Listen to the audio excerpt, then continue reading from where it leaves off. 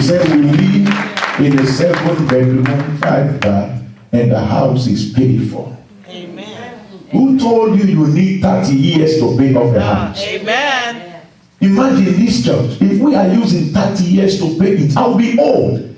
30 years from now, I'll be 70.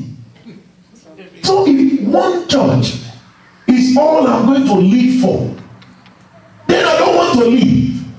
If this church is the only thing I need to live for the next 30 years, then it is not worth living.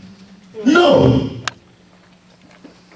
You don't need 30 years to pay off a mortgage. God will pay it off for you. Amen. There are some that believe God with me. They don't own a house. Within these 2 years, you will own a house. Amen. Believe God with me. Those that don't own a house, within these 2 years coming, you will own your own house. Amen. There are those that own a house. God himself will pay it off for you. Amen. You don't need 30 years to pay it off. God will pay it off for you. Amen. Father, I speak your word. These are not my words.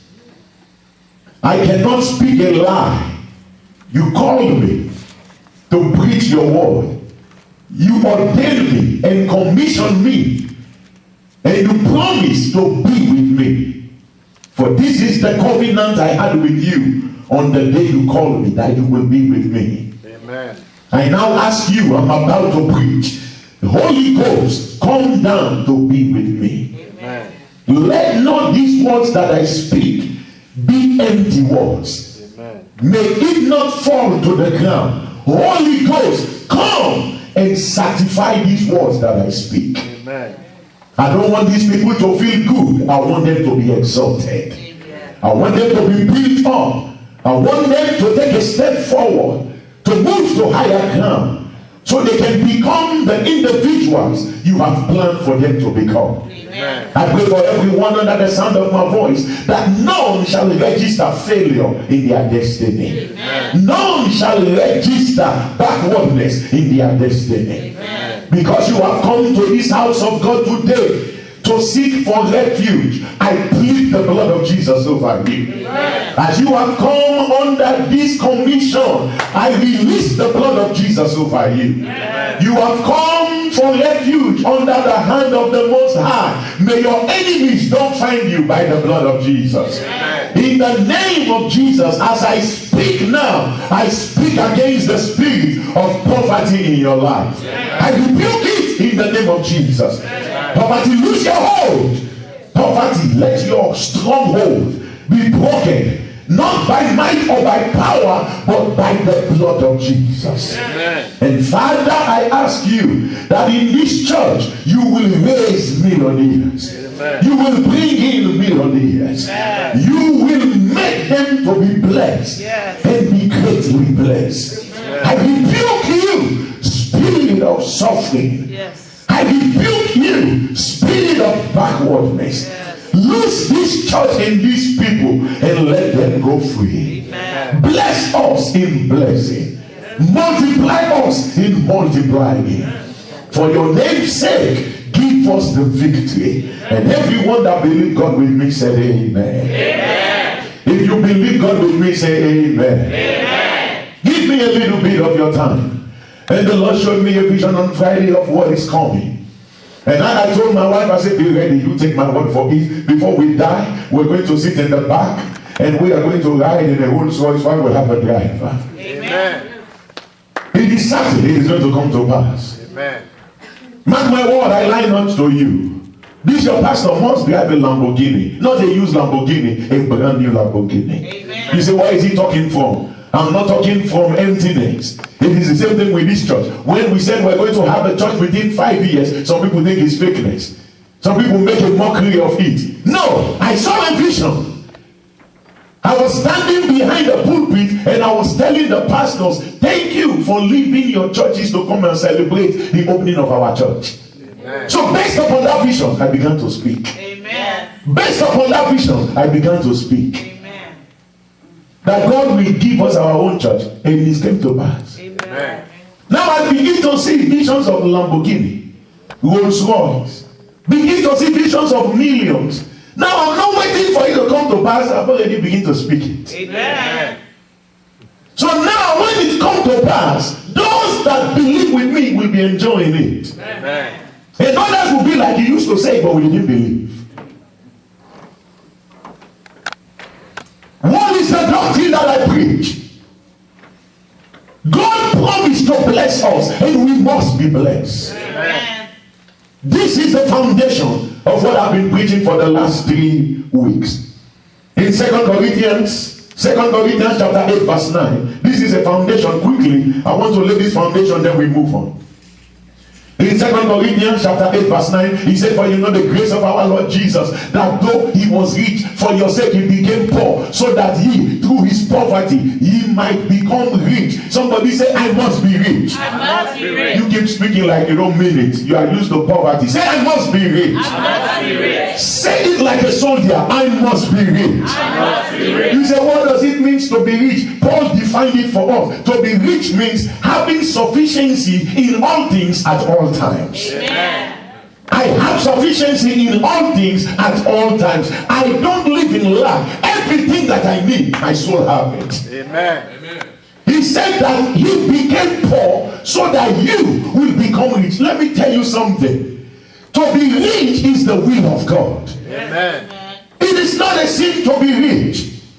It is not a sin to desire to be rich. This is what the Bible says. I became poor so that you will become rich. Amen. Now I want to begin to preach to you the mystery of the word of God. Quickly, Proverbs chapter 10 verse 22. I'm laying foundation for the next 5 minutes, so you need to run with me, because I want to preach to you a message today entitled How to Activate the Blessings of God. Amen. In Proverbs chapter 10 verse 22, look at what the Bible says. It is the blessing of the Lord. It will make you rich. Somebody say it will make you rich. Can somebody raise your hand? Say, Lord, bless me. Lord bless me. Come on, raise your hand. Say, Lord, bless me. Lord bless me. You better say it and let him hear you. Say, Lord, bless me. Lord bless me. He says the blessing that God will bless you, that blessing, it will make you rich and it will not bring you no sorrow. Amen. So you can see clearly that becoming wealthy and rich and prosperous is the will of God. Amen. There's nowhere in the Bible that God said, I want you to be poor. He said, I'm the owner of 1,000 sheep upon a mountain. The gold and the silver belongs to me. That same blessing is coming your way in Jesus' name. Amen. I saw a blessing like containers, 40-feet containers.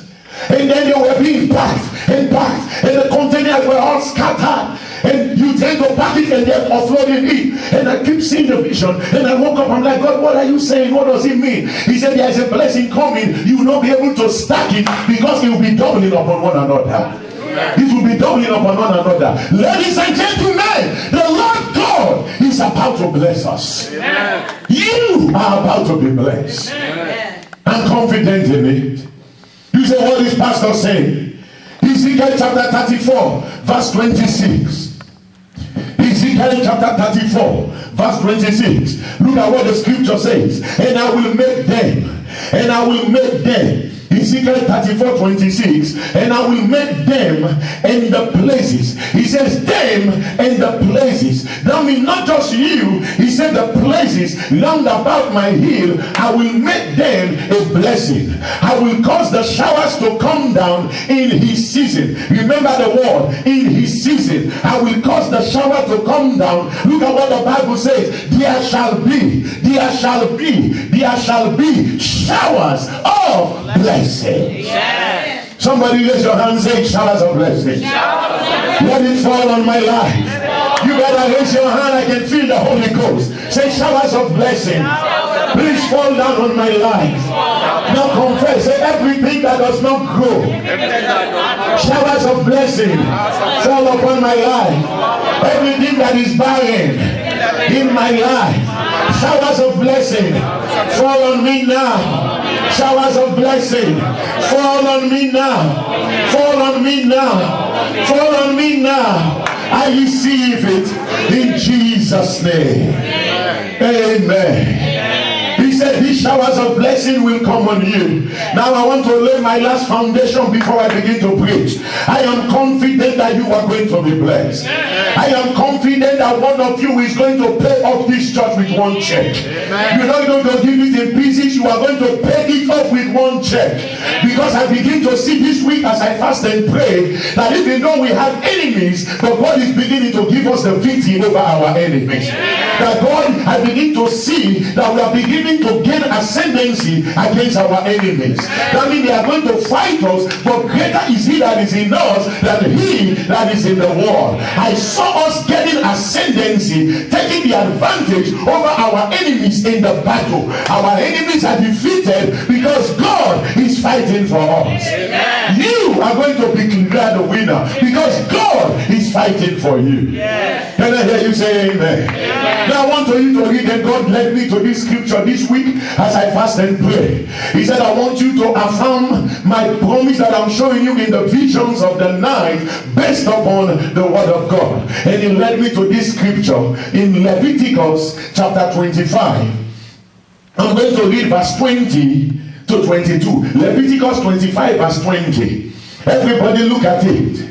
Everybody look at it. This is where God led me to establish the vision that I keep seeing. I keep seeing blessings. I keep seeing blessings. And it is not even little blessings. Hallelujah. Amen. Can you take that microphone, take the battery out from that microphone? What is going on with this? Take it off. From that. From this model. Hallelujah. Hallelujah. We give all the glory to Jesus.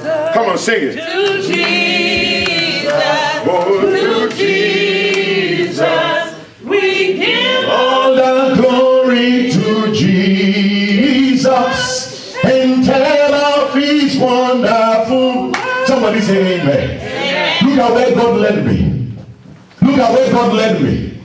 As I fast and pray, he said, my son, be confident. These words that you are speaking did not come from you. It is based upon what I show you. Amen. Hallelujah. Amen. It is based upon what I show you. I see a blessing coming. I was telling my wife, not just you, but I want to bless the women in this church. Amen. And I saw her closet, and God said, look at her closet. What was her closet?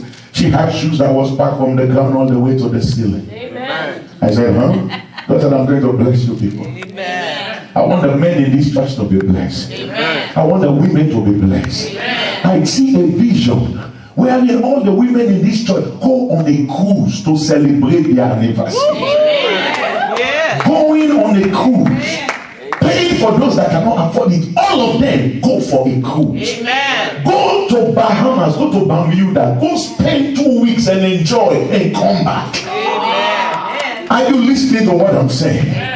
Are you listening to what I'm saying? I see a train of cars that is driving across Sacramento.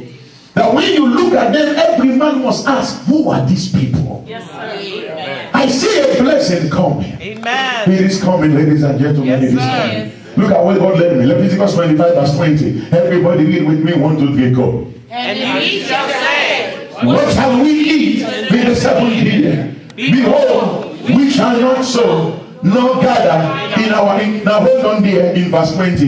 This is what God said.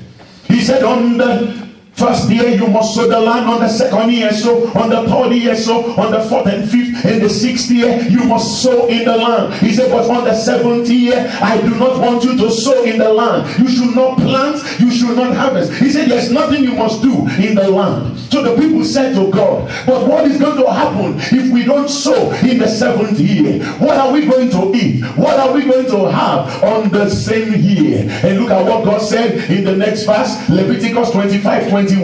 He's look at what God said. Then I will command my what? Somebody say, Heavenly Father, command your blessing upon my life in the name of Jesus. Say it again. Say, Father, by the blood of Jesus, command your blessing upon my life in Jesus' name. Amen. He said, I will command my blessing. He didn't say I will release it to command me, I will send forth my blessing. Amen. He said, upon you in the 6th year. Look at what God said. And that blessing, it will bring forth fruit for 3 years. Come on, I'm talking about multiplied blessing. I'm talking about multiplied blessing. I'm talking about multiplied blessing.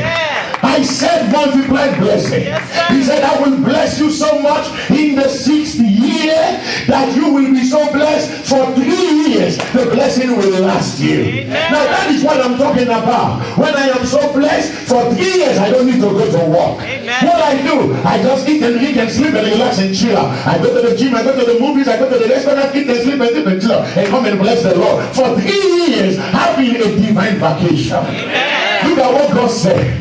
Now this is in the Old Testament, and the Bible says the glory of the latter shall be greater than that of the former.